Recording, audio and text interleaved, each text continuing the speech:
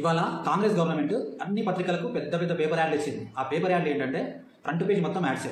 అయితే ఒక్కొక్క యాడ్ వేయడానికి ఒక పత్రిక ఫ్రంట్ పేజ్లో వేస్తే 80 lakhs నుంచి 1 CR వరకు ఛార్జ్ చేస్తాయి. అట్లా తెలంగాణలో ఎన్ని పత్రికలు ఉన్నాయి, ఎంత సొమ్ము వృధా కావాలి?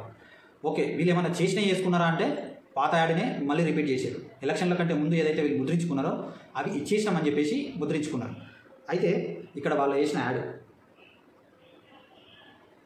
చూసారు కదా. అయితే దీంట్లో ఒక్కొక్కటి నేను అనలైజ్ చేసుకుంటూ మాట్లాడతాను. రాజీవ్ యువ వికాసం అని చెప్పేసి ఉంది. విద్యార్థులకు 5 లక్షల విద్యా భరోసా కార్డు. మొన్న రాజీవ్ యువ వికాసం అని చెప్పేసి ఒక స్కీమ్ స్టార్ట్ చేశారు. ఆ స్కీమ్కి క్రైటీరియా ఏందయ్యా అంటే సివిల్ స్కోర్ ఉండాలంట. చిన్న చిన్న బిజినెస్లు చేసుకునే వారికి 5 లక్షల నుంచి ఆ పైన లోన్ ఇస్తామని చెప్పేసి మొన్న స్కీమ్ నడిచింది కదా. దానికి మెయిన్ క్రైటీరియా మన రేషన్ కార్డు ఉండాలి. రేషన్ కార్డు ఇప్పటిదాకా ఇవ్వలేదు. తర్వాత నెక్స్ట్ వచ్చేసి గృహజ్యోతి ప్రతి కుటుంబానికి 200 యూనిట్ల ఉచిత విద్యుత్. నెక్స్ట్ మహాలక్ష్మి పథకం కింద ప్రతి నెల 2500, ప్రతి నెల ప్రతి మహిళకు 2500 వస్తున్నాయా? అదే పాత పింఛన్ వస్తుంది కదా. వీళ్ళు కొత్తగా ఇచ్చింది ఏముంది? అయినా కూడా వీళ్ళు పేపర్లో యాడ్ చేసుకున్నారు. నెక్స్ట్ వచ్చేసి 500 రూపాయలు గ్యాస్ సిలిండర్. గ్యాస్ సిలిండర్ అందరికి వస్తుందా? రావట్లేదు. అందరికి వస్తుందంటే మాత్రం మంచిగా ఉండదు కదా చెప్తున్నా. ఆర్టీసీ బస్సులో ఉచిత ప్రయాణం ఇది ఒక్కటి ఇంప్లిమెంట్ చేసిరయ్యా.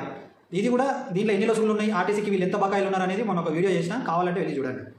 తర్వాత రైతు భరోసా కింద ప్రతి ఏటా రైతులకి, కౌలు రైతులకు ఎకరానికి 15,000. రైతులకే దిక్కులేదంటే కౌలు రైతులకు కూడా ఇస్తున్నారంట వీళ్ళు. యాడ్ చేసుకోవడంలో మహా సిద్ధాస్తులు వీళ్ళు. వ్యవసాయ కూలీలకు 12,000.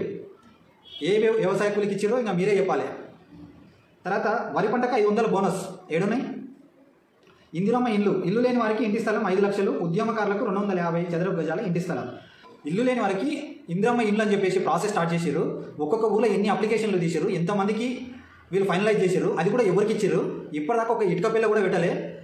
వీళ్ళు మాట్లాడుతున్నారు, యాడ్ వేసుకున్నారు. అంటే వీళ్ళ దృష్టిలో ఏంటంటే పథకం ప్రారంభిస్తే చాలు అన్ని ఇచ్చేసినట్టే అన్నట్టు వీళ్ళ దృష్టిలో. నెక్స్ట్ వచ్చేసి చేయూత కింద 4,000 నెలవారీ పింఛను, 10 లక్షల రాజీవ్ ఆరోగ్యశ్రీ బీమా. రాజీవ్ ఆరోగ్యశ్రీని ఇంతకుముందు 2.5 లక్షలు 4 లక్షలు ఎంత ఉండేనా నాకు ఐడియా లేదు. 10 లక్షలకు పెంచినామని చెప్పేసి ప్రకటన చేశారు. 10 లక్షలకు బెనిఫిట్ పొందిన ఒక్క పేషెంట్ అన్న ఉన్నాడా చూపించాలి.